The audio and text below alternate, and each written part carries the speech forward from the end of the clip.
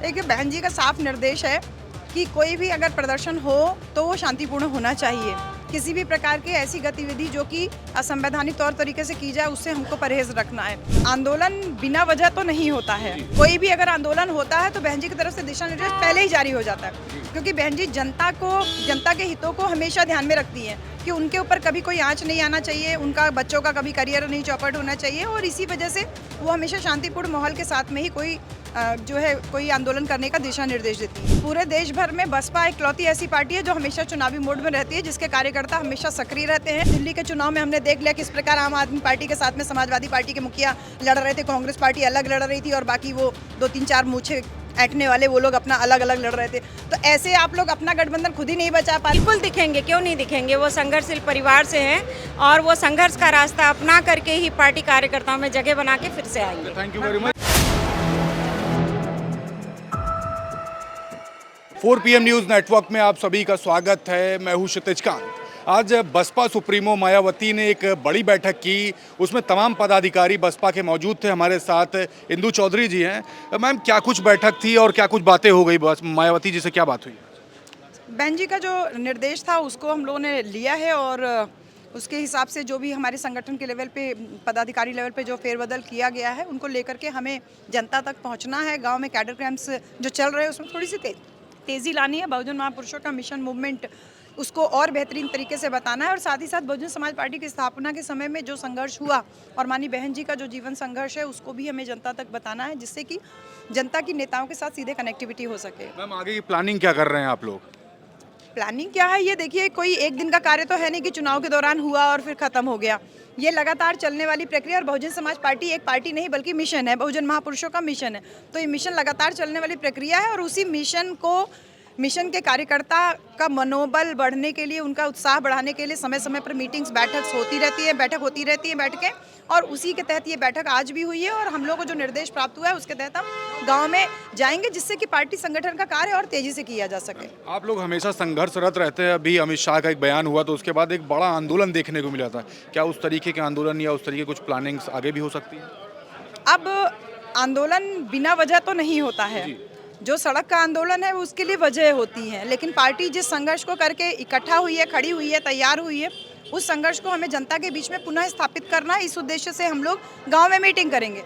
अब जिस तरीके से हमारे माननीय गृह मंत्री जी की टिप्पणी पे जो राष्ट्रव्यापी जो आंदोलन हुआ, वैसा आंदोलन करने के लिए फिर कभी कोई वजह होगी तो बसपा कभी भी किसी मिशन मूवमेंट और के लिए संघर्ष करने से पीछे नहीं हटती है। लगातार हम टीका टिप्पणी होती है, मायावती जी भी ट्विटर हैंडल से जो विपक्ष की पार्टियां हैं या सरकार की तरफ जो बातें होती हैं उसको हमेशा काउंटर करती रहती हैं। क्या उसको लेकर के भी कुछ चर्चा हुई है कि अगर इस तरीके कोई गतिविधियां होती तो आप लोग क्या करेंगे? देखिए, बहन जी का साफ निर्देश है कि कोई भी अगर प्रदर्शन हो तो वो शांतिपूर्ण होना चाहिए। किसी भी प्रकार की ऐसी गतिविधि जो कि असंवैधानिक तौर तरीके से की जाए, उससे हमको परहेज रखना है। और आपने देखा 21 अगस्त को जो माननीय सुप्रीम कोर्ट का 2 अगस्त का फैसला था आरक्षण में वर्गीकरण, उसके खिलाफ, और माननीय जो हमारे गृह मंत्री जी उनके खिलाफ जो टिप्पणी हुई थी, उसमें जो देशव्यापी आंदोलन हुआ था, दोनों आंदोलन बहुत ही शांतिपूर्ण तरीके से चले। तो आगामी कोई भी अगर आंदोलन होता है तो बहन जी की तरफ से दिशा निर्देश पहले ही जारी हो जाता है, क्योंकि बहन जी जनता के हितों को हमेशा ध्यान में रखती हैं कि उनके ऊपर कभी कोई आँच नहीं आना चाहिए, उनका बच्चों का कभी करियर नहीं चौपट होना चाहिए, और इसी वजह से वो हमेशा शांतिपूर्ण माहौल के साथ में ही कोई आंदोलन करने का दिशा निर्देश देती हैं। आगे आने वाले समय बसपा बिहार में चुनाव है, बिहार के अलावा यूपी में भी 2027 में चुनाव है, उसको लेकर के भी क्या कुछ प्लानिंग आप लोगों ने शुरू कर दी है? कुछ बातचीत हुई उसको लेकर? जी बिल्कुल, पूरे देश भर में बसपा इकलौती ऐसी पार्टी है जो हमेशा चुनावी मोड में रहती है, जिसके कार्यकर्ता हमेशा सक्रिय रहते हैं। चना भूजा खा करके भी हम, चाहे पार्टी का कार्य हो चुनाव के दौरान और या फिर वैसे हो, हम लोग करते हैं। मेरा अपना भी चुनाव में मैंने देखा कि हमने कहीं पे भी खाना नहीं बनवाया, लेकिन प्रत्येक कार्यकर्ता मांग करके लोगों को घर से खाना खाया। तो ऐसे पूरे देशव्यापी जो कार्यक्रम चल रहा है, इसमें थोड़ी सी तेजी लाने का हमको निर्देश प्राप्त हुआ है। अभी कुछ ही समय पहले राहुल गांधी रायबरेली जाते हैं, वहाँ पर भी बसपा को लेकर तमाम सारी बातें होती। अगर इंडिया गठबंधन में होती तो रिजल्ट कुछ और होता। तो कहीं ना कहीं मायावती का कद तो सभी जान रहे हैं। क्या इंडिया गठबंधन में आने के कुछ चांसेज हैं या कुछ बातें इस तरीके कुछ अंदर चलती है कार्यकर्ता लेवल पे, आप लोग कभी बात करते हैं?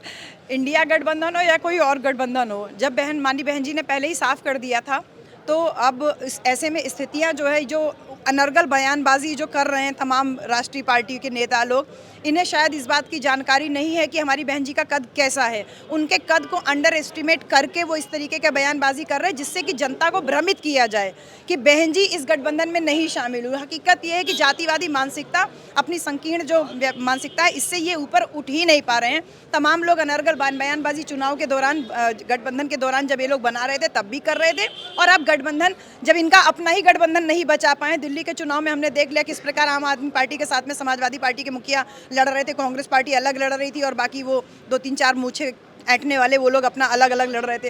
तो ऐसे आप लोग अपना गठबंधन खुद ही नहीं बचा पा रहे हो। अपना घर तो पहले बचा लो ना, फिर हमारे घर में क्या हो रहा है इसमें ताका झाकी करना। हमारा घर वैसे ही बहुत मजबूत है। दलित समाज को लेकर के मायावती जी हमेशा से आंदोलित रही हैं और हमेशा आवाज़ उठाती रहती। वो समाज काफ़ी, आपको इस समय वो भी देख रहा होगा और उसको लेकर के पॉलिटिक्स काफ़ी तेज है। उनको मैसेज क्या दे रही है यहाँ से आप? देखिए, ये बहुजन समाज पार्टी एक पार्टी नहीं बल्कि मिशन है, और महापुरुषों के संघर्षों को सही तरीके से अगर जनता के बीच में ले गए हैं तो वो बहुजन समाज पार्टी के लोग ही लेकर के गए हैं।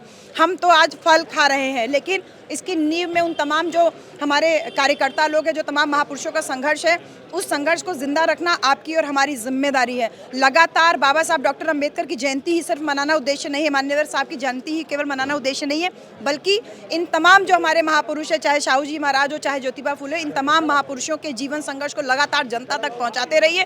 जनता आंदोलित होगी तो अपने सही और गलत का फैसला जरूर कर लेगी। बसपा की बड़ी बैठक थी, हमारे साथ बात करने के लिए इस समय लता जी हैं, छत्तीसगढ़ से हैं। मैम, एक बड़ी बैठक आज हुई, मायावती जी ने की है, क्या कुछ अंदर बातें हो गई और क्या कुछ दिशा निर्देश अभी दिए गए? जी, निश्चित रूप से आज अति महत्वपूर्ण बैठक थी, और जो पार्टी संगठन का सिस्टम है, जिसमें जिला कमेटी, विधानसभा कमेटी और सेक्टर कमेटी, पोलिंग कमेटी, इन्हीं सब कमेटियों को मजबूत करने का निर्देश मिला है, और सभी जिम्मेदार निष्ठावान लोगों को पार्टी संगठन में ले करके काम को आगे बढ़ाने का निर्देश मिला हुआ है, और सभी लोगों को पार्टी की सदस्यता दिलाना है। तो इस तरह से महत्वपूर्ण निर्देश मिले हुए हैं आज। मैम, एक बात और भी कर ले, आकाश आनंद आज मौजूद नहीं थे, पूरे यूपी भर में चर्चा का विषय बना हुआ है, क्या कुछ कारण रहे और आगे क्या प्लानिंग है आकाश आनंद जी को लेकर? ठीक है, आज माननीय आकाश आनंद जी हमारे बीच नहीं उपस्थित हुए थे, और माननीय बहन जी ने उन्हें संगठन के जो नेशनल कोऑर्डिनेटर की जो जिम्मेदारी थी उससे अलग किए हैं, और उन्हीं के पिताजी जो राष्ट्रीय उपाध्यक्ष थे ऑलरेडी, तो उन्हें राष्ट्रीय उपाध्यक्ष के साथ में नेशनल कोऑर्डिनेटर बनाया। माननीय रामजी गौतम साहब जी जो राज्यसभा सांसद हैं, उनको भी नेशनल कोऑर्डिनेटर बनाए हैं।